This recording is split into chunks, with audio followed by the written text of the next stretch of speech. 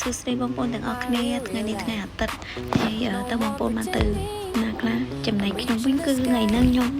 នៅផ្ទះពេញមួយថ្ងៃខ្ញុំចង់ដឹងថាបើខ្ញុំនៅផ្ទះតែខ្ញុំសកម្មភាពខ្ញុំពេញមួយថ្ងៃហ្នឹងតើបានធ្វើអីគេខ្លះហើយខ្ញុំក៏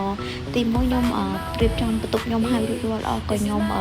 អត់ដឹងថាធ្វើអីមិនដឹងទៅណាទៀតព្រោះខ្ញុំអត់ចង់ចេញក្រៅខ្ញុំចង់កំណត់ខ្លួនឯងថាតែខ្ញុំនៅផ្ទះពេញមួយថ្ងៃតើ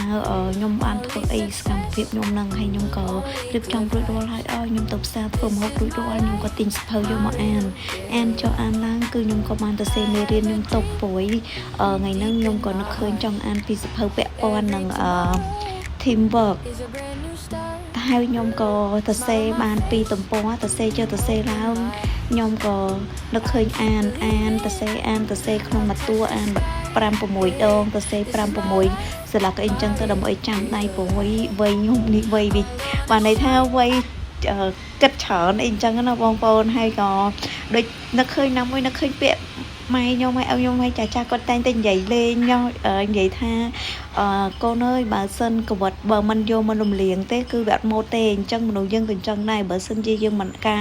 នខំរៀនមិនការអានហើយយើងចង់ឲ្យចេះវាមិនចេះទេបើយើងមិនអានរំលឹកវារាល់ថ្ងៃហើយមិនរំលឹកម្ដង2 ដង 3 ដងដើម្បីឲ្យយើងចាំខួរក្បាលយើងគឺនឹកឃើញតែអាការអានការសរសេរបើយើងនឹងអីអញ្ចឹងបងប្អូនខ្ញុំក៏សរសេររួចរាល់ហើយក៏ខ្ញុំអានអីហើយក៏ឃ្លានក៏នឹកឃើញមកអាំងហើយមកក៏ពេលកំងចុះកំងឡើងត្រួយដោយសារវាងាយស្រួលដែរមកនេះពេលយើងកំងរួច